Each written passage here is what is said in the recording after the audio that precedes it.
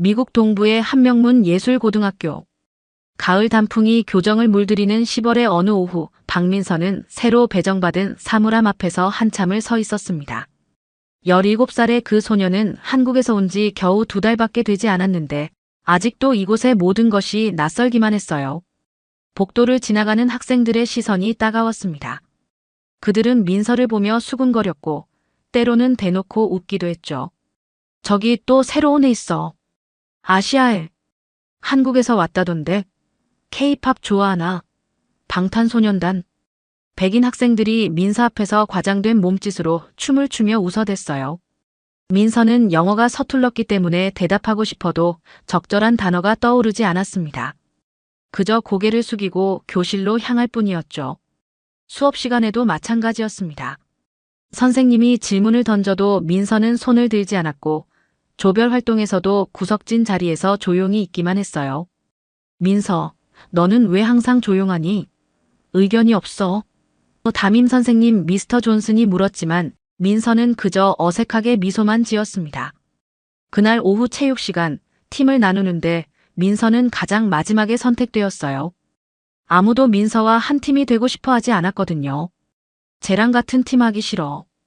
의사소통이 안 돼. 결국 민서는 교사가 억지로 배정한 팀에 들어갔지만 경기 내내 공을 패스받지 못했습니다. 마치 투명인간처럼 취급받았죠. 그날 저녁 기숙사방에서 민서는 서랍 깊숙한 곳에서 낡은 상자를 꺼냈어요. 그 안에는 오래된 사진 한 장이 소중히 보관되어 있었습니다. 하얀 장삼을 입고 고가를 쓴 여인이 우아하게 춤을 추는 모습이었죠. 그것은 민서의 엄마가 젊은 시절 승무를 추던 모습이었습니다. 사진 뒷면에는 엄마의 친필로 민서야, 힘들 때마다 이것을 봐. 우리의 정신은 어디서든 빛날 수 있단다라고 쓰여 있었어요. 민서는 사진을 가슴에 꼭 안으며 눈물을 참았습니다. 엄마가 돌아가신 지 벌써 1년이 지났지만 여전히 그리움은 가슴 깊은 곳에서 아려왔어요. 다음 주 월요일 학교 전체가 들썩였습니다. 복도 곳곳에 화려한 포스터들이 붙어 있었고 학생들은 흥미진진한 표정으로 그것들을 바라보고 있었어요. 다문화 퍼포먼스 데이라는 제목이 큰 글씨로 적혀 있었습니다. 매년 가을에 열리는 이 행사는 각 나라 출신 학생들이 자신의 문화를 소개하는 무대였죠. 이번엔 뭘 할까? 작년에 이탈리아 애들이 한 오페라 정말 멋있었는데 프랑스 애들은 발레 한다던데 우아할 것 같아. 민서는 포스터 앞에서 한참을 서 있었어요. 다른 학생들은 벌써 준비에 한창이었습니다. 독일 출신 학생들은 전통 민요를 연습하고 있었고 멕시코계 학생들은 화려한 의상을 준비하고 있었죠. 아프리카 출신 학생은 드럼을 가져와 리듬을 연습하고 있었습니다. 점심시간 식당에서 학생들의 대화가 민서의 귀에 들려왔어요. 민서는 뭘 할까?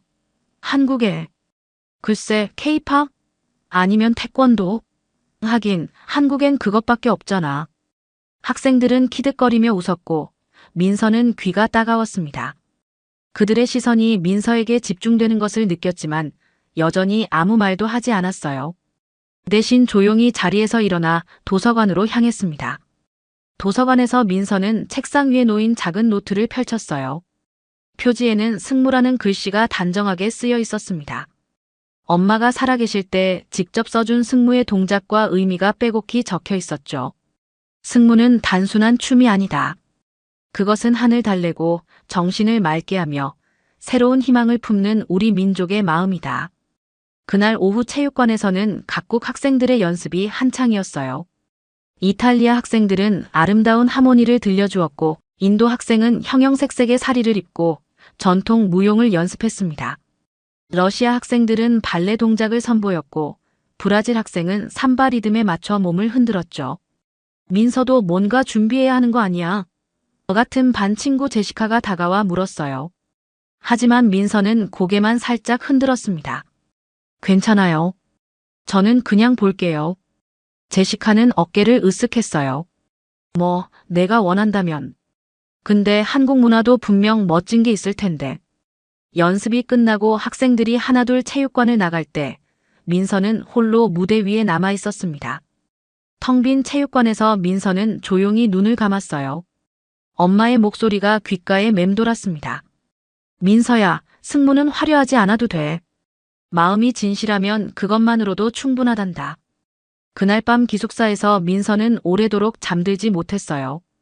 창밖으로는 이국 땅의 별들이 반짝이고 있었고 민서는 엄마가 남겨준 장삼과 북 사진을 다시 한번 꺼내보았습니다. 사진 속 엄마의 모습은 고요하면서도 당당했어요. 화요일 오후 담임 선생님 미스터 존슨이 민서를 따로 불렀습니다. 다른 학생들이 모두 체육관에서 연습하는 동안 교실에는 민서와 선생님만 남아 있었어요. 미스터 존슨은 의자를 민서 옆으로 가져와 앉으며 부드러운 목소리로 말했습니다. 민서, 퍼포먼스 데이에 참여하지 않을 거니? 다른 친구들은 모두 준비하고 있는데. 민서는 한참 동안 말없이 창밖을 바라보았어요. 교정에는 가을 낙엽들이 바람에 흩날리고 있었습니다. 그 모습이 마치 춤을 추는 것 같았죠. 민서는 천천히 고개를 돌려 선생님을 바라보았습니다. 선생님. 민서의 목소리는 작고 떨렸어요. 평소보다 더 조심스러웠습니다. 그냥 하나. 보여드리고 싶은 춤이 있어요. 미스터 존슨의 눈이 반짝였습니다. 정말? 어떤 춤인데? 한국이. 전통 춤이에요. 하지만 화려하지는 않아요. 민서는 손을 꼭 쥐며 말했습니다. 아마 다른 친구들처럼 멋있지 않을 거예요. 민서, 문화에 멋있고 못한 것은 없단다. 중요한 건 진정성이야. 미스터 존슨이 격려했어요. 내가 하고 싶다면 언제든 무대에 설 수 있어. 그날 밤 민서는 방 안에서 낡은 트렁크를 열었습니다. 그 안에는 엄마의 유품들이 정성스럽게 보관되어 있었어요. 하얀 장삼과 검은 고깔, 그리고 작은 북이 들어 있었습니다. 민서는 장삼을 꺼내 품에 안았어요. 엄마의 체온이 아직도 남아있는 것만 같았습니다. 민서는 장삼의 먼지를 털어내고 주름을 펴며 정성스럽게 손질했어요. 바느질이 필요한 부분은 하나하나 바늘로 꿰매었습니다. 그러면서 엄마와의 추억이 하나씩 떠올랐죠. 민서야, 이건 단순한 춤이 아니란다. 병상에 누워있던 엄마가 말했던 기억이 생생했어요. 승무는 우리 마음을 비우고 다시 일어나는 정신이야. 힘들 때일수록. 이 춤을 기억해. 엄마는 약해진 손으로 민서의 손을 잡으며 계속 말했었습니다. 화려한 의상이나 현란한 동작이 중요한 게 아니야. 마음이 진실하면 그 마음이 사람들에게 전해질 거란다. 민서는 눈물을 훔치며 장삼을 다시 접었어요. 그리고 작은 거울 앞에 서서 고깔을 써보았습니다. 거울 속의 자신이 낯설면서도 친숙했죠. 마치 엄마의 모습을 보는 것 같았어요. 다음 날 아침, 민서는 담임 선생님을 찾아갔습니다. 선생님, 저 정말로 해볼게요. 승무라는 춤을요. 승무? 아름다운 이름이네. 어떤 의미니? 스님의 춤이라는 뜻이에요. 하지만 종교적인 건 아니고 마음을 정화하는 춤이에요. 미스터 존슨은 따뜻하게 미소 지었습니다. 기대되는구나. 언제부터 연습할 거니? 이미 준비는 되어 있어요. 엄마가 가르쳐 주셨거든요. 그날 오후 민서는 처음으로 체육관에서 다른 학생들과 함께 연습 시간을 가졌어요. 하지만 여전히 다른 학생들의 시선이 부담스러웠습니다. 민서는 구석에서 혼자 조용히 동작을 연습했죠. 퍼포먼스 데이가 드디어 다가왔습니다. 학교 체육관은 화려한 조명과 장식으로 꾸며져 있었어요. 무대 양쪽에는 각국의 국기들이 걸려 있었고 객석에는 학생들과 교사들, 그리고 몇몇 학부모들까지 가득 앉아 있었습니다. 공기 중에는 긴장과 설렘이 동시에 흐르고 있었죠. 첫 번째 무대는 이탈리아 학생들의 오페라였어요. 아름다운 아리아가 체육관을 가득 채웠고 관객들은 감탄사를 내뱉었습니다. 이어서 인도 학생의 화려한 전통, 무용, 러시아 학생들의 우아한 발레가 계속되었죠. 각 무대마다 박수가 터져나왔고 학생들은 환호성을 질렀어요. 무대 뒤편에서 민서는 조용히 장삼을 입고 있었습니다.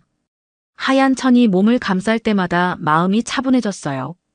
고깔을 쓰자 세상이 조금 달라 보였습니다. 다른 학생들의 웃음소리와 박수소리가 멀게 들렸죠. 다음은 박민서 학생의 한국 전통 무용입니다. 사회를 보던 학생이 마이크로 알렸어요. 객석에서 웅성거리는 소리가 들렸습니다. 한국 애가 뭘 한다는 거야? 케이팝인가? 저 이상한 옷은 뭐지? 민서가 무대에 올라서자 몇몇 학생들이 킥킥거리며 웃었어요. 하얀 장삼과 검은 고가를 쓴 민서의 모습이 그들에게는 우스꽝스러워 보였던 것이죠. 뒷자리의 몇몇 학생들은 휴대폰을 꺼내 영상을 찍기 시작했습니다. 스님이 무대에 나왔네. 이게 춤이야? 할로윈 코스튬 같은데. 민서는 무대 중앙에 서서 천천히 눈을 감았어요. 관객들의 수군거림과 웃음소리가 귀에 들렸지만 민서는 마음속으로 엄마의 목소리를 떠올렸습니다. 민서야, 다른 사람들의 시선은 중요하지 않아. 내 마음이 진실하다면 그것으로 충분해. 무대 조명이 서서히 어두워졌어요. 그리고 곧 고요한 북소리가 울려 퍼지기 시작했습니다. 단조롭지만 깊이 있는 장단이 체육관을 가득 채웠죠. 민서는 천천히 두 손을 모으며 첫 번째 동작을 시작했습니다. 발끝이 바닥을 살짝 스치며 앞으로 나아갔어요. 장삼의 긴 소매가 공중에서 물결처럼 흘렀습니다. 민서의 움직임은 느렸지만 정확했고 각 동작마다 깊은 의미가 담겨 있었어요. 고깔 아래로 보이는 민서의 표정은 평온하면서도 집중되어 있었습니다. 처음에는 웃고 떠들던 관객들이 점점 조용해지기 시작했어요. 민서의 춤에는 화려함은 없었지만 묘한 힘이 있었습니다. 장삼 자락이 허공을 가르며 만들어내는 선들이 아름다웠고 민서의 발걸음은 마치 구름 위를 걷는 것처럼 가벼웠죠. 북소리가 점점 깊어지면서 민서의 동작도 더욱 깊어졌어요. 두 팔이 하늘을 향해 올라갔다가 천천히 내려오는 모습은 마치 기도하는 것 같았습니다. 관객들은 어느새 숨을 죽이고 민서의 춤에 빠져들어 있었어요. 1분이 지나자 체육관은 완전한 정적에 휩싸였습니다. 아까까지 킥킥거리며 웃던 학생들도 휴대폰으로 영상을 찍던 아이들도 모두 입을 다물고 민서의 춤에 시선을 고정했어요. 영상을 찍던 손들도 어느새 멈춰 있었습니다. 마치 시간이 정지된 것 같았죠. 민서의 승무는 화려한 기교나 현란한 동작이 없었어요. 대신 각 움직임마다 깊은 정신이 담겨 있었습니다. 장삼의 긴 소매가 붓처럼 허공에 선을 그어나갔고 그 선들은 보는 이들의 마음에 고요한 파장을 일으켰어요. 민서의 발걸음은 땅을 디디는 것이 아니라 마치 구름 위를 떠다니는 것 같았습니다. 곡갑 아래로 보이는 민서의 표정은 더욱 평온해졌어요. 눈을 지그시 감은 채 내면의 깊은 곳에서 우러나오는 춤을 추고 있었습니다. 북소리와 함께 몸이 좌우로 천천히 흔들리는 모습은 바람에 흔들리는 버들가지 같았죠. 관객들은 자신도 모르게 그 리듬에 맞춰 숨을 쉬고 있었어요. 뒷자리에 앉아있던 교장 선생님 닥터워드는 안경을 벗고 눈을 비비며 다시 무대를 바라보았습니다. 30년간 교육계에 몸담아온 그였지만 이런 춤은 처음 보는 것이었어요. 화려함이나 기교로 사람을 압도하는 것이 아니라 고요함과 진정성으로 마음을 움직이는 춤이었습니다. 저건 춤이 아니야. 앞자리에 앉은 한 학생이 작은 목소리로 중얼거렸어요. 저건 뭔가 다른 거야. 민서의 두 팔이 하늘을 향해 천천히 올라갔습니다. 장삼 자락이 바람 없는 실내에서도 마치 바람에 날리는 것처럼 흩날렸어요. 그 순간 관객들은 자신들이 한국의 고즈넉한 절간에서 천년된 춤을 보고 있는 것 같은 착각에 빠졌습니다. 시공간을 초월한 정신적 경험이었죠. 무대 조명이 민서만을 비추고 있었지만 그 빛은 결코 화려하지 않았어요. 오히려 은은하고 차분했습니다. 민서의 움직임 하나하나가 빛과 어우러져 마치 한 폭의 동양화 같은 아름다움을 연출했어요. 장삼의 하얀 색깔이 조명과 만나 신비로운 분위기를 자아냈습니다. 객석에 앉아있던 미술교사 미스 앤더슨은 가슴에 손을 얹고 깊이 숨을 들이마셨어요. 저 아이가 표현하고 있는 건 단순한 춤이 아니야. 저건 영혼의 언어야. 그녀의 눈가에는 어느새 눈물이 맺혀 있었습니다. 민서는 계속해서 춤을 추었어요. 발끝으로 바닥을 살짝 스치며 원을 그리는 동작, 두 팔을 가슴에 모았다가 천천히 펼치는 동작, 고개를 좌우로 천천히 돌리는 동작까지 모든 것이 깊은 의미를 담고 있었습니다. 이는 단순한 신체의 움직임이 아니라 마음의 표현이었어요. 관객들 중 일부는 자신도 모르게 눈물을 흘리고 있었습니다. 왜 우는지도 모르면서 그냥 눈물이 흘러내렸어요. 민서의 춤이 그들 마음 깊은 곳에 있는 무언가를 건드린 것이었습니다. 언어로는 표현할 수 없는 깊은 감동이었죠. 마지막 북소리가 체육관을 가득 채웠습니다. 깊고 울림이 있는 그 소리는 관객들의 가슴속 깊은 곳까지 전해졌어요. 민서는 천천히 무릎을 꿇고 두 손을 바닥에 대며 깊이 절을 올렸습니다. 그 순간 체육관은 완전한 침묵에 휩싸였죠. 누구도 감히 소리를 내지 못했어요.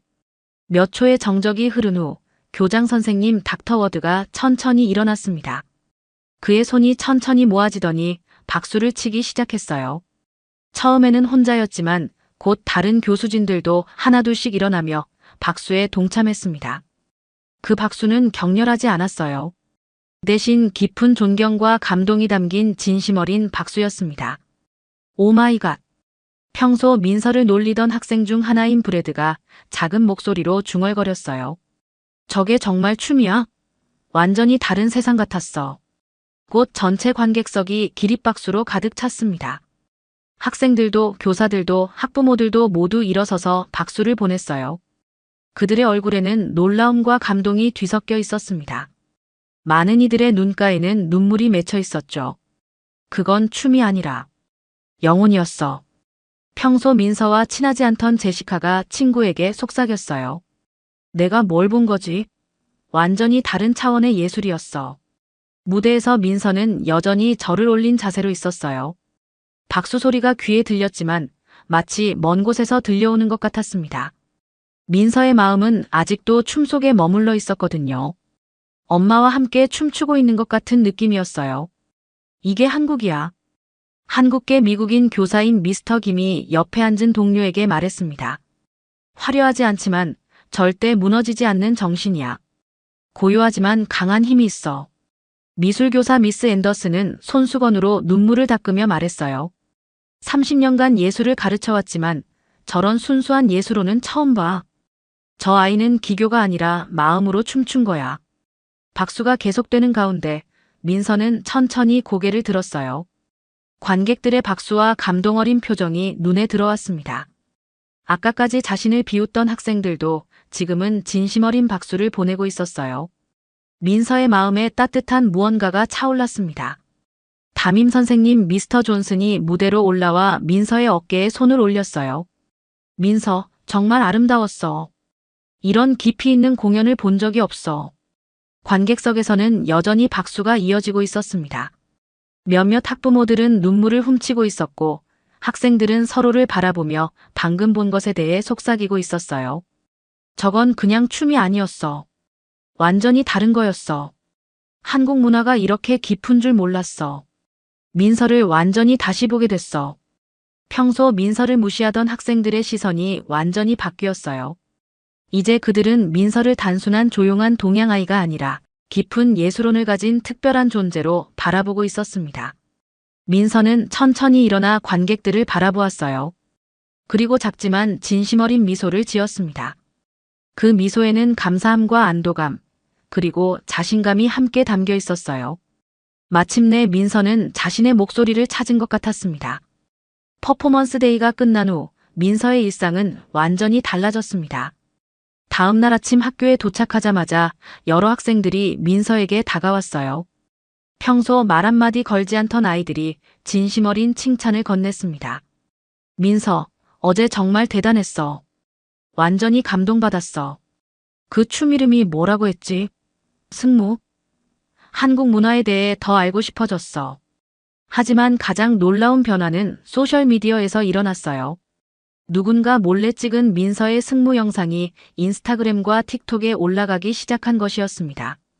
처음에는 코리안 몽크 댄스라는 제목으로 작은 관심을 받았지만 점점 더 많은 사람들이 영상을 보고 공유하기 시작했죠. 영상에 달린 댓글들은 민서가 예상하지 못한 것들이었어요. 이게 진짜 예술이야. 마음이 정화되는 느낌. 왜 눈물이 나지? 이 춤에는 뭔가 특별한 게 있어. 한국 전통 문화의 깊이를 느꼈어. 정말 아름다워. 이런 순수한 예술을 보니 마음이 평온해져. 며칠 만에 조회수는 10만을 넘어섰고 일주일 후에는 100만을 돌파했습니다. 뉴욕의 한 예술재단에서 민서에게 연락이 왔어요. 그들은 민서의 승무에 깊은 감명을 받았다며 정식 공연 기회를 제안했습니다. 정말 믿기지 않아. 담임 선생님 미스터 존슨이 민서에게 말했어요. 내 춤이 이렇게 많은 사람들에게 감동을 주다니. 그러던 어느 날 점심시간, 평소 민서를 가장 많이 놀렸던 학생 브래드가 조심스럽게 다가왔습니다. 그의 표정에는 미안함과 호기심이 섞여 있었어요. 민서, 미안해. 전에 너한테 심하게 굴었어. 브래드는 고개를 숙이며 말했습니다. 그 춤, 정말 대단했어. 그런데 궁금한 게 있어. 그 춤을 왜 추게 된 거야? 어떻게 그런 춤을 알게 됐어? 민서는 잠시 망설였어요. 하지만 이제는 자신의 이야기를 나눌 준비가 되어 있었습니다. 그건 한국의 정신이에요. 민서의 목소리는 차분하면서도 확신에 차 있었어요. 승무는 단순한 춤이 아니라 우리 마음을 표현하는 방법이에요. 말하지 않아도 전해질 수 있다는 것, 고요해도 강할 수 있다는 것을 보여주죠. 브래드는 진지하게 민서의 말을 들었습니다. 그럼 내가 무대에서 느낀 건 뭐였어? 그때 표정이 완전히 다른 사람 같았어. 저는 엄마와 함께 춤추고 있는 기분이었어요. 민서의 눈가에 살짝 눈물이 맺혔어요. 엄마가 돌아가시기 전에 가르쳐 주신 춤이거든요. 승무를 출 때마다 엄마가 곁에 있는 것 같아요. 그 말을 들은 브래드와 주변 학생들의 표정이 숙연해졌습니다. 그들은 민서의 춤이 단순한 공연이 아니라 깊은 개인적 의미를 담고 있다는 것을 알게 되었어요. 와, 정말 미안해, 민서. 우리가 얼마나 무례했는지 이제야 알겠어. 제시카가 말했습니다. 내 문화와 너에 대해 더 알고 싶어. 그날부터 민서 주변에는 진정한 친구들이 생기기 시작했어요.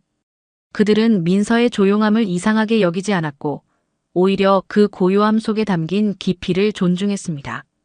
민서 역시 점점 마음을 열고 자신의 이야기를 나누기 시작했어요. 퍼포먼스 데이로부터 한 달이 지난 어느 저녁 민서는 기숙사방에서 혼자 조용한 시간을 보내고 있었습니다. 책상 위에는 뉴욕 예술재단에서 온 공식 초청장과 여러 언론사의 인터뷰 요청서들이 놓여 있었어요. 하지만 민서의 시선은 그것들이 아닌 엄마의 장삼을 향해 있었습니다. 민서는 천천히 장삼을 들어 올려 가슴에 안았어요. 그리고 창가로 가서 밖을 바라보았습니다. 가을이 깊어져 나뭇잎들이 하나둘 떨어지고 있었죠. 그 모습이 마치 춤을 추는 것 같았어요. 민서는 작은 미소를 지으며 마음속으로 엄마에게 말을 걸었습니다. 엄마, 약속 지켰어요. 민서의 목소리는 조용했지만 확신에 차 있었어요. 승무는 정말 단순한 춤이 아니었어요. 한국을 말하는 방법이었고 우리의 마음을 전하는 언어였어요. 지난 한 달을 돌아보니 정말 많은 일들이 있었어요. 영상이 바이럴되면서 전 세계 사람들이 한국의 승무에 관심을 갖기 시작했습니다. 한국문화원에서도 연락이 왔고 여러 대학에서 강연 요청이 들어왔어요. 하지만 무엇보다 의미 있는 것은 주변 사람들의 변화였습니다. 브래드를 비롯한 학급 친구들은 이제 민서를 진정한 친구로 받아들였어요. 그들은 민서의 조용함을 이해했고 때로는 그 고요함을 함께 나누기도 했습니다. 제시카는 한국 문화에 대해 궁금한 것들을 자주 물어봤고 민서도 기꺼이 대답해 주었어요. 민서, 내가 가르쳐준 덕분에 명상의 의미를 알게 됐어. 제시카가 며칠 전에 말했었어요. 고요함이 약함이 아니라 강함일 수 있다는 것도. 담임 선생님 미스터 존슨은 민서의 변화에 대해 자주 이야기했습니다. 내가 자신의 목소리를 찾았구나, 민서. 그것도 말이 아닌 춤으로. 민서는 장삼을 정성스럽게 접어 상자에 넣었어요. 하지만 이번에는 작별의 의미가 아니었습니다. 다음 무대를 위한 준비였죠. 뉴욕 예술재단에서의 공연을 위해 더 열심히 연습해야 했거든요. 그날 밤 민서는 오랜만에 할머니께 국제전화를 걸었습니다. 할머니, 저예요. 민서. 아이고, 우리 민서. 할머니가 영상 봤다. 정말 자랑스럽더라. 할머니, 제가 이제 엄마의 마음을 알 것 같아요. 승무가 왜 그렇게 소중한지. 할머니의 목소리에는 눈물이 섞여 있었어요. 민서야, 내 엄마가 하늘에서 얼마나 기뻐하실까. 내가 우리 문화를 그렇게 아름답게 전해주다니. 전화를 끊은 후 민서는 일기장을 펼쳤습니다. 그리고 천천히 글을 써내려갔어요. 오늘 깨달았어요. 저는 더 이상 침묵하는 소녀가 아니에요. 하지만 시끄럽게 떠드는 사람도 아니에요. 저는 조용하지만 확실한 목소리를 가진 사람이 되었어요. 그 목소리는 춤으로, 마음으로, 정신으로 전해지는 목소리예요. 민서는 펜을 내려놓고 창밖을 다시 바라보았어요. 이제 이 땅도 낯설지 않았습니다. 여전히 한국이 그리웠지만 이곳에서도 자신의 뿌리를 지킬 수 있다는 것을 알았거든요. 승무를 통해 한국의 정신을 전할 수 있다는 것도 알았고요. 엄마, 이제 정말 알겠어요. 우리는 어디에 있든 우리 자신이 될 수 있어요. 조용해도 강할 수 있고 화려하지 않아도 아름다울 수 있어요. 승무가 저에게 가르쳐준 가장 소중한 것이에요. 민서는 마지막으로 엄마 사진에 입맞춤하고 잠자리에 들었습니다. 내일도 그 다음 날도 민서는 계속해서 자신만의 방식으로 세상과 소통할 것이었어요. 말이 아닌 마음으로, 소리가 아닌 정신으로. 새벽 5시, 정희의 휴대폰이 요란하게 울렸습니다. 화면에는 김아주머니라는 이름이 떠올랐죠. 정희는 재빨리 전화를 받았습니다. 언니 미안해. 갑자기 제사가 생겨서 오늘 호텔 청소 못 갈 것 같아. 부탁 하나만 들어줄 수 있어? 김아주머니의 다급한 목소리가 들렸습니다. 정희는 잠시 망설였죠. 오늘은 딸 윤지의 상견례가 있는 날이었거든요. 하지만 김아주머니가 평소 얼마나 자신을 도와줬는지 생각하니 거절할 수가 없었습니다. 알겠어. 내가 대신 갈게. 정희는 서둘러 옷을 갈아입고 집을 나섰습니다. 지하철 안에서 옛 기억들이 스쳐 지나갔죠.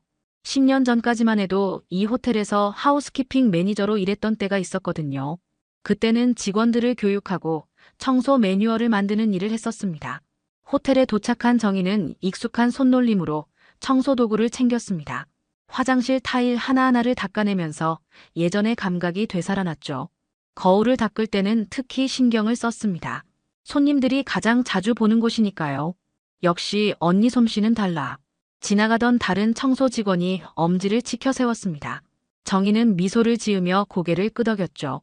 오전 11시, 청소를 마친 정희는 급하게 유니폼을 벗고 준비해온 옷으로 갈아입었습니다. 검은색 블라우스에 회색 치마, 그리고 작은 진주 목걸이까지. 평소보다 정성스럽게 차려입었죠. 딸의 첫 상견례니까 부끄럽지 않게 보이고 싶었거든요. 거울 앞에서 머리를 다시 한번 정리하며 정희는 깊게 숨을 들이쉬었습니다. 떨리는 마음을 진정시키려 했죠. 딸이 좋아하는 사람의 부모님을 만난다는 것, 그것만으로도 가슴이 두근거렸습니다. 상견례 장소인 호텔 레스토랑으로 향하는 길, 정희의 발걸음이 조금씩 빨라졌습니다. 호텔 레스토랑으로 가는 길에 정희는 화장실에 잠깐 들렀습니다. 방금 전까지 청소했던 그 화장실이었죠. 거울 앞에서 립스틱을 다시 발라주며 마음을 다잡고 있는데 뒤에서 영어로 대화하는 소리가 들렸습니다. 이 호텔 시설이 꽤 괜찮네요. 맞아요. 화장실도 정말 깨끗하고. 정희는 거울로 뒤를 힐끗 보았습니다. 잘 차려입은 중년 여성과 남성이 서 있었죠. 여성은 명품 핸드백을 들고 있었고 남성은 비싼 시계를 차고 있었습니다. 뭔가 품격 있어 보이는 부부였어요. 옷차림새부터 말투까지 상당한 경제력을 짐작할 수 있었습니다. 여성의 코트는 캐시미어 소재처럼 보였고 남성의 구두도 고급 가죽으로 만든 것 같았죠. 정희가 화장실을 나서려는 순간 그 여성과 눈이 마주쳤습니다.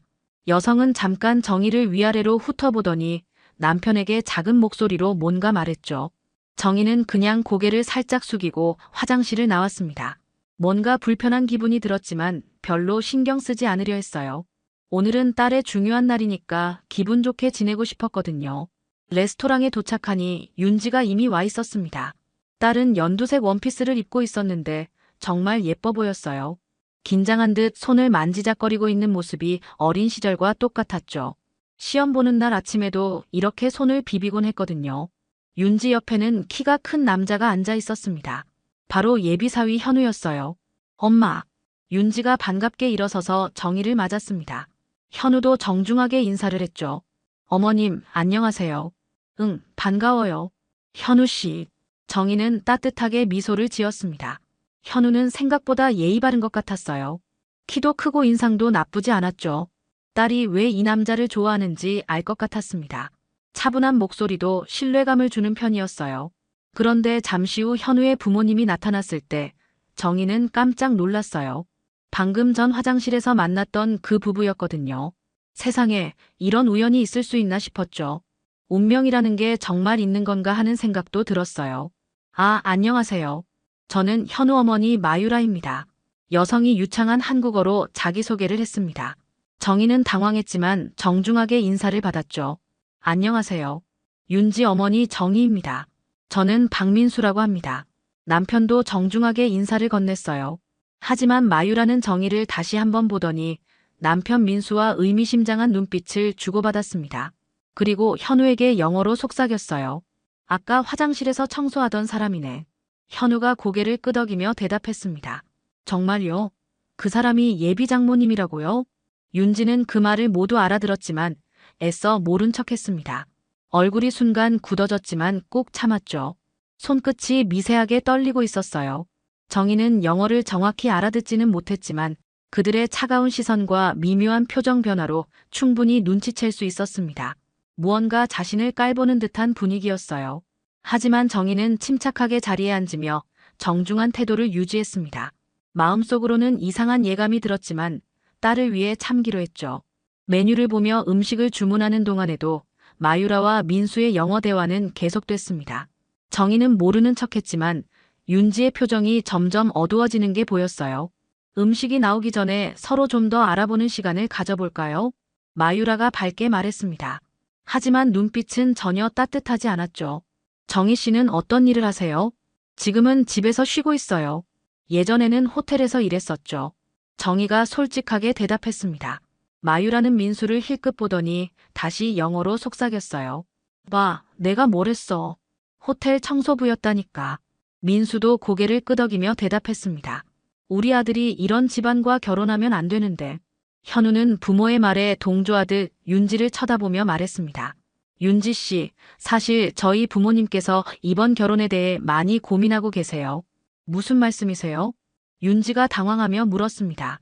가문의 격이 좀 맞아야 하지 않을까요?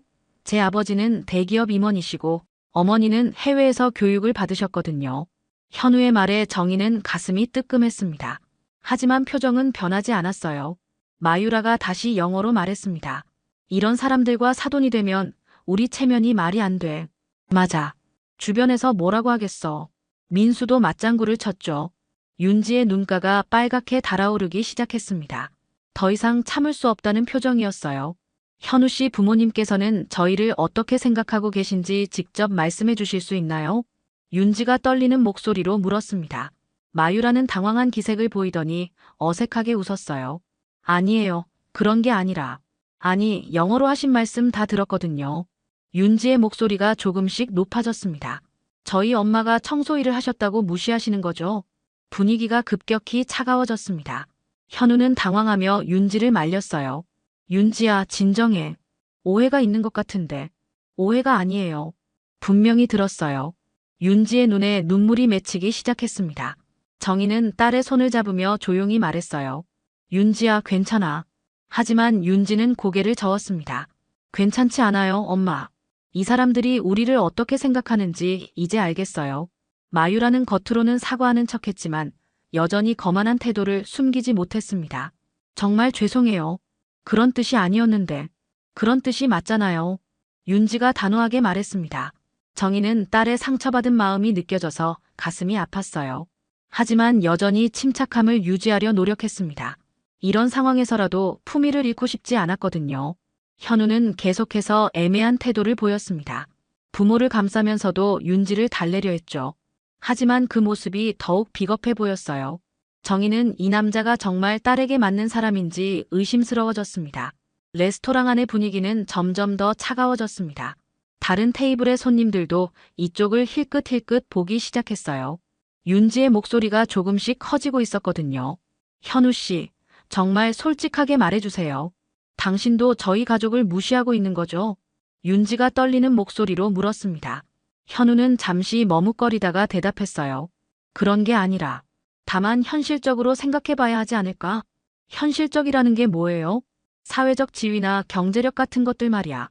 결혼은 두 사람만의 문제가 아니잖아. 현우의 말에 윤지의 얼굴이 창백해졌습니다. 정희는 딸의 손을 더 꽉 잡았어요. 마유라가 다시 영어로 남편에게 속삭였습니다. 이 정도면 충분히 깨달았을 거야. 우리 수준에 맞지 않는다는 걸. 민수도 고개를 끄덕이며 대답했어요. 아들한테 더 좋은 집안 딸을 소개해줘야겠어. 윤지는 그 말을 모두 알아들었습니다. 더 이상 참을 수 없었어요. 갑자기 자리에서 일어서더니 눈물을 터뜨렸습니다. 엄마, 나 이 결혼 안 할래. 창피해. 윤지의 목소리가 떨렸습니다. 정희는 재빨리 일어서서 딸을 껴안았어요. 윤지야, 진정해. 어떻게 진정해요? 이 사람들이 우리를 이렇게 무시하는데. 윤지가 울먹이며 말했습니다. 레스토랑 안의 시선이 모두 이쪽으로 집중됐어요. 정희는 딸을 다시 안치며 조용히 말했습니다. 창피한 건 우리가 아니라 저 사람들이야. 조금만 기다려봐. 정희의 목소리는 여전히 차분했지만 눈빛에는 단단한 의지가 담겨 있었습니다. 마유라는 주변 시선을 의식하며 어색하게 웃었어요. 윤지 씨, 너무 감정적으로 받아들이지 마세요. 우리도 좋은 뜻에서. 좋은 뜻이요? 윤지가 눈물을 닦으며 반박했습니다. 저희 엄마를 청소부라고 무시하는 게 좋은 뜻이에요? 현우가 끼어들었습니다. 윤지야, 좀 침착하게 얘기하자. 사람들이 다 보고 있어. 지금 체면 생각할 때예요? 당신 부모님이 우리를 어떻게 대했는지 보셨잖아요. 윤지의 목소리에 분노가 섞여 있었습니다. 정희는 딸의 어깨를 토닥이며 말했어요. 괜찮아, 윤지야. 엄마는 별로 상처받지 않았어. 하지만 정희의 마음도 상했습니다. 청소일 자체를 부끄러워하지는 않았지만 이렇게 노골적으로 무시당하는 건 처음이었거든요. 특히 딸 앞에서 이런 모욕을 당하니 더욱 속상했어요. 마유라와 민수는 여전히 영어로 대화를 이어갔습니다. 이 정도면 됐지? 아들도 이제 포기할 거야. 그래, 애초에 어울리지 않는 짝이었어. 윤지는 그 말을 들으며 주먹을 꽉 쥐었습니다. 정희는 딸의 손을 잡으며 조용히 말했어요. 참아, 윤지야. 곧 끝날 거야. 정희의 눈빛에는 무언가 계획이 있는 듯한 빛이 스쳐 지나갔습니다. 마치 무언가를 기다리고 있는 것 같았어요. 윤지는 엄마의 침착한 모습을 보며 조금씩 마음을 진정시키려 노력했습니다. 하지만 여전히 눈물이 계속 흘러내렸죠. 바로 그때였습니다. 레스토랑 입구 쪽에서 웅성거리는 소리가 들려왔어요. 직원들이 누군가를 맞이하며 인사를 하는 모습이 보였죠. 정희는 고개를 돌려 그쪽을 바라봤습니다. 백발의 외국인 남성이 레스토랑으로 들어오고 있었어요. 키가 크고 품이 있는 모습의 노신사였죠. 호텔 직원들이 그를 극진히 모시는 걸 보니 상당히 중요한 인물인 것 같았습니다. 사장님께서 오셨습니다. 웨이터가 다른 직원에게 속삭이는 소리가 들렸어요. 정희는 그 남성을 보는 순간 깜짝 놀랐습니다. 윌슨 사장이었거든요. 10년 전 자신이 이 호텔에서 일할 때의 사장이었어요. 윌슨 사장은 레스토랑 안을 둘러보다가 정희를 발견했습니다. 그의 얼굴에 놀라움과 기쁨이 동시에 스쳐 지나갔어요. 서둘러 정희가 앉은 테이블로 걸어왔죠. 세상에, 정희 씨가 아닌가요? 윌슨 사장이 영어로 말했습니다. 정희는 조금 당황하며 일어섰어요. 안녕하세요, 윌슨 사장님. 여기서 뵙게 되다니 정말 반갑습니다. 정말 오랜만이네요. 윌슨 사장의 목소리에 진심 어린 기쁨이 담겨 있었습니다. 마유라와 민수, 그리고 현우는 갑작스러운 상황에 어리둥절했어요. 사장님께서는 어떻게 지내셨어요? 정희가 정중하게 물었습니다. 윌슨 사장은 정희의 손을 잡으며 말했어요. 정희 씨야말로 어떻게 지내셨나요? 당신이 떠나신 후에 호텔이 많이 허전했어요. 마유라는 이 상황을 이해할 수 없다는 표정으로 남편을 쳐다봤습니다. 민수도 마찬가지였죠. 현우는 입을 다물고 있었어요. 이분들은 누구신가요? 윌슨 사장이 테이블에 앉은 사람들을 보며 물었습니다. 정희가 대답했어요. 제 딸과 예비사위, 그리고 예비사돈분들이에요. 아, 그렇군요. 축하드립니다. 윌슨 사장이 환하게 웃으며 인사했습니다. 그런데 마유라와 민수의 표정이 점점 굳어지는 게 보였어요. 사장님께서는 저희 어머니를 어떻게 아시는 거예요? 윤지가 호기심 어린 목소리로 물었습니다. 윌슨 사장은 자랑스러운 표정으로 대답했어요. 이분은 우리 호텔의 전설이에요. 10년 전까지 하우스키핑 매니저로 일하셨죠. 매니저라고요? 현우가 놀라며 되물었습니다. 네, 그것도 아주 뛰어난 매니저였어요. 이분이 만든 청소 매뉴얼과 서비스 기준은 지금도 우리 호텔에서 사용하고 있습니다. 윌슨 사장의 말에 마유라와 민수의 얼굴이 창백해졌어요. 윤지는 엄마를 바라보며 눈을 크게 떴습니다. 더 놀라운 건 이분이 직접 저를 교육해 주셨다는 거예요. 제가 이 호텔을 인수했을 때 경험이 부족했거든요. 정희 씨가 없었다면 이 호텔이 지금처럼 성공할 수 없었을 겁니다. 윌슨 사장이 정희를 바라보며 말했습니다. 이분은 저에게 진정한 스승이자 멘토였어요. 호텔 경영의 모든 것을 가르쳐 주셨죠. 정희는 겸손하게 고개를 숙였습니다. 과찬이세요, 사장님. 과찬이 아닙니다. 정희 씨 같은 분을 다시 만나기는 쉽지 않아요. 윌슨 사장이 진심을 담아 말했습니다. 레스토랑 안의 분위기가 완전히 바뀌었어요. 마유라는 당황한 채로 정희를 바라봤고 민수는 말을 잇지 못했습니다. 현우도 얼떨떨한 표정이었죠. 윌슨 사장의 말이 끝나자 레스토랑 안이 조용해졌습니다. 마유라와 민수는 얼굴이 새하얗게 변했어요. 방금 전까지 청소부라며 무시했던 사람이 알고 보니 호텔 사장의 스승이었다니 믿을 수가 없었죠. 그런데 정희 씨는 오늘 여기에 어떻게 오신 거예요? 윌슨 사장이 궁금해하며 물었습니다. 정희는 차분하게 대답했어요. 오늘은 청소하러 왔다가 딸의 상견례에 참석하게 된 겁니다. 청소를 하러 오셨다고요? 윌슨 사장이 놀라며 되물었습니다. 네, 지인이 갑자기 못 와서 대신 와달라고 해서요. 정희의 설명에 윌슨 사장은 고개를 저었어요. 이런 일이 있을 수 없습니다. 정희 씨 같은 분이 청소를 하시다니요.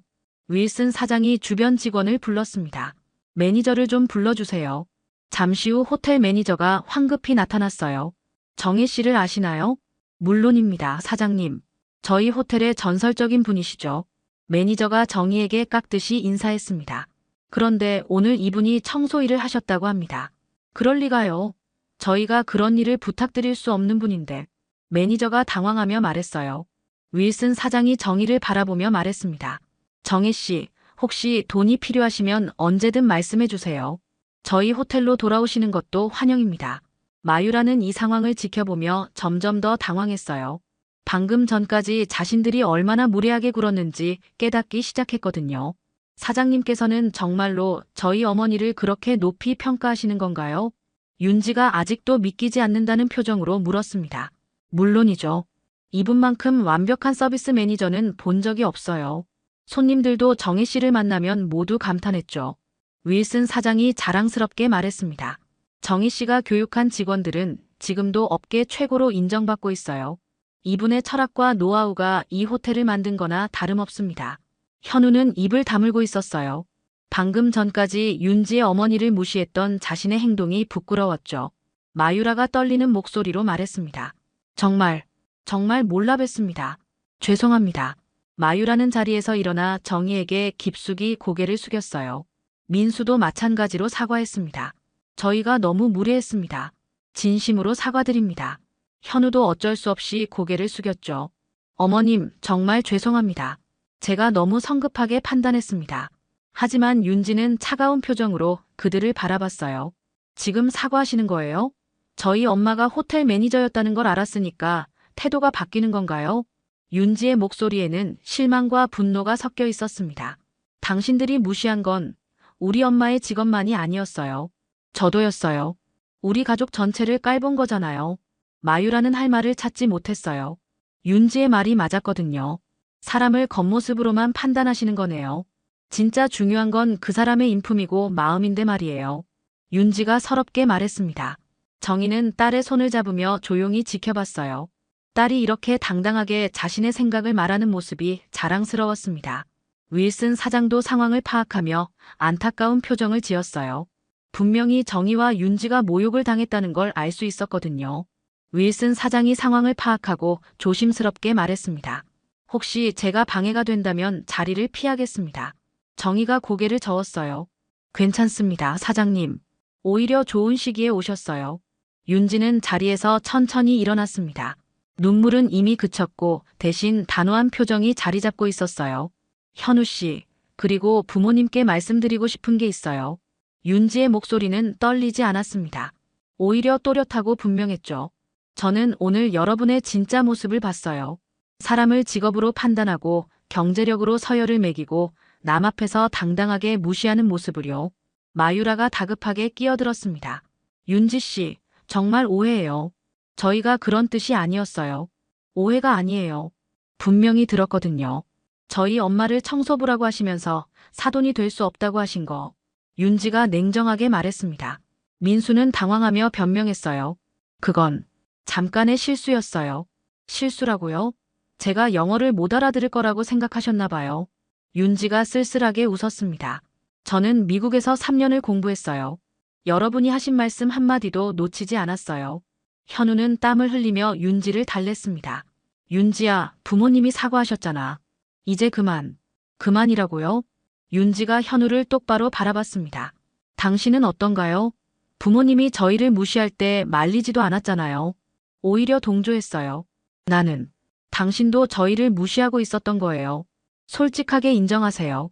현우는 할 말을 찾지 못했어요. 윤지의 말이 사실이었거든요. 윤지가 테이블에 있던 자신의 가방을 들었습니다. 오늘 이 자리는 여기까지 하겠어요. 정희가 조용히 일어서서 딸 옆에 섰습니다. 마유라가 다급하게 말했어요. 윤지 씨, 다시 생각해 보세요. 저희가 정말 잘못했어요. 지금 사과하시는 이유가 뭔가요? 저희 엄마가 호텔 매니저였다는 걸 알았으니까요. 윤지가 날카롭게 물었습니다. 만약 우리 엄마가 정말 그냥 청소하시는 분이었다면 계속 무시하셨을 거 아니에요? 마유라는 대답할 수 없었습니다. 윤지의 말이 전곡을 찔렀거든요. 저는 그런 분들과 가족이 되고 싶지 않아요. 윤지가 단호하게 말했습니다. 우리는 당신들 같은 가족 원하지 않아요. 현우가 절망적인 표정으로 윤지를 붙잡으려 했습니다. 윤지야, 제발 놓아주세요. 윤지가 현우의 손을 뿌리쳤습니다. 당신과 결혼했다면 평생 이런 시선을 받으며 살아야 했겠네요. 생각만 해도 끔찍해요. 정희는 딸의 용기 있는 모습을 보며 마음이 뿌듯했습니다. 동시에 안쓰럽기도 했어요. 사랑한다고 믿었던 사람에게 이런 배신을 당하다니 얼마나 상처받았을까요? 윌슨 사장이 조용히 말했습니다. 정희 씨, 따님이 정말 훌륭하네요. 당당하고 올바른 분이에요. 정희가 고개를 끄덕였습니다. 사장님, 오랜만에 뵙게 되어 반가웠어요. 하지만 이제 가봐야겠어요. 언제든 연락 주세요. 저희는 항상 정희 씨를 환영합니다. 윌슨 사장이 명함을 건네며 말했습니다. 윤지와 정희가 레스토랑을 나서려 할 때 마유라와 민수가 뒤따라왔습니다. 정말 죄송합니다. 한 번만 더 기회를 주세요. 하지만 윤지는 돌아보지 않았습니다. 정희도 마찬가지였어요. 두 사람은 당당하게 레스토랑을 빠져나갔습니다. 상견례에서 일어난 일은 윤지에게 큰 상처를 남겼지만 동시에 소중한 깨달음도 주었습니다. 사람을 보는 진짜 기준이 무엇인지 배웠거든요. 정희는 딸이 힘들어하는 모습을 지켜보며 마음이 아팠지만 한편으로는 딸의 당당한 모습이 자랑스러웠어요. 몇 주 후 윤지는 우연히 국제환경포럼에 참석하게 되었습니다. 회사에서 급하게 대신 가달라고 부탁받은 거였어요. 처음에는 내키지 않았지만 새로운 환경이 도움이 될 것 같아서 참석했죠. 포럼에서 윤지는 한 젊은 연구원을 만났습니다. 이름은 강민호였어요. 해외에서 환경공학을 전공하고 돌아온 연구원이었죠. 민호는 윤지와 달리 조용하고 신중한 성격이었어요. 발표 정말 인상적이었어요. 민호가 포럼이 끝난 후 윤지에게 말했습니다. 감사해요. 민호 씨 발표도 좋았어요. 두 사람은 자연스럽게 커피를 마시며 이야기를 나누게 되었어요. 민호는 윤지의 말을 진지하게 들어주었고 자신의 생각도 솔직하게 표현했죠. 저는 사람을 판단할 때 그 사람의 일하는 모습을 봐요. 어떤 마음으로 일하는지, 다른 사람을 어떻게 대하는지가 중요하다고 생각해요. 민호의 말에 윤지는 마음이 따뜻해졌습니다. 현우와는 완전히 다른 가치관을 가진 사람이었거든요. 며칠 후 민호는 윤지에게 연락을 했어요. 시간 되시면 같이 점심 드실래요? 윤지는 조금 망설였지만 만나기로 했습니다. 아직 현우와의 일이 상처로 남아 있었거든요. 점심자리에서 민호는 자신의 가족 이야기를 했어요. 저희 어머니는 간호사세요. 아버지는 시장에서 생선을 파셨어요. 평범한 서민 가정이죠. 민호는 부끄러워하지 않고 당당하게 말했습니다. 부모님이 정말 자랑스러워요. 힘든 일을 하시면서도 저를 대학까지 보내주셨거든요. 윤지는 민호의 진실한 모습에 감동했어요. 현우와는 정반대였죠. 몇 달이 지나면서 두 사람은 자주 만나게 되었습니다. 민호는 윤지의 과거 이야기도 들어주었어요. 상견례에서 있었던 일까지 모두 말했죠. 정말 힘드셨겠어요. 하지만 잘하셨어요. 그런 사람들과는 인연을 끊는 게 맞아요. 민호가 윤지의 손을 잡으며 말했습니다. 어머님도 정말 대단한 분 같아요. 언젠가 꼭 뵙고 싶어요. 한편 정희는 윌슨 사장의 제안을 받아들여 호텔 강사로 복귀했어요. 새로 들어온 직원들을 교육하는 일이었죠. 오랜만에 일을 시작하니 보람도 느끼고 자신감도 생겼습니다. 정희 씨 덕분에 우리 호텔 서비스가 더욱 좋아졌어요. 윌슨 사장이 만족해하며 말했습니다.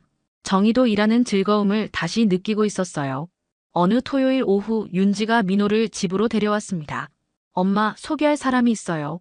윤지의 얼굴에는 오랜만에 밝은 미소가 떠올라 있었어요. 안녕하세요, 어머님. 강민호라고 합니다. 민호가 정중하게 인사했습니다. 정희는 민호의 진실한 눈빛을 보며 좋은 첫인상을 받았어요. 반가워요, 민호 씨. 윤지가 자주 얘기했어요. 저녁을 함께 먹으며 민호는 자연스럽게 자신의 이야기를 했습니다. 가족 이야기, 꿈, 가치관까지 솔직하게 표현했죠. 어머님께서 호텔에서 일하신다고 들었어요. 정말 존경스러워요. 민호의 말에는 진심이 담겨 있었습니다. 사람들에게 좋은 서비스를 제공하는 일이잖아요. 정말 의미 있는 일이라고 생각해요. 정희는 민호의 말을 들으며 마음이 따뜻해졌어요. 이 젊은이는 사람을 직업으로 판단하지 않는 것 같았거든요. 식사를 마치고 민호가 돌아간 후 윤지가 엄마에게 말했습니다. 이번엔 엄마처럼 사람을 보는 눈으로 고른 사람이야. 정희는 딸을 바라보며 말없이 미소 지었습니다. 딸이 진짜 좋은 사람을 만났다는 걸 알 수 있었어요. 무엇보다 윤지가 다시 행복해 보여서 마음이 놓였습니다.